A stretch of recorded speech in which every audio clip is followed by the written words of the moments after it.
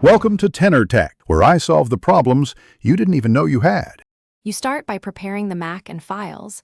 Back up your system now, because partitioning changes disks. Once done, download a 64-bit Windows ISO and confirm at least 64 GB free space, since Windows needs room to install and update. Make sure your Mac is plugged into power and Wi-Fi is stable. Then open Bootcamp Assistant and follow its prompts to create the Windows installer and a partition. This begins the actual process. Don't skip these checks.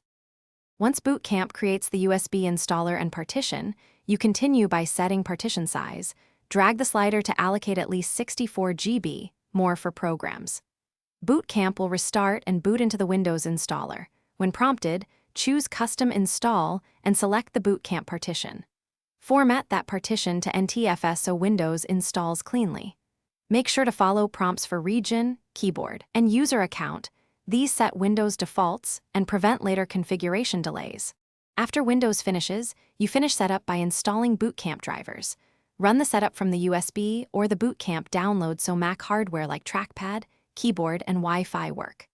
Once done, reboot and use the Option key at startup to choose macOS or Windows. If something goes wrong, drivers fail or devices are missing, reinstall Bootcamp drivers, run Windows Update, or boot Windows in safe mode to remove conflicting drivers. This resolves most hardware issues quickly and safely. Thanks for watching. Subscribe to keep your life in tune.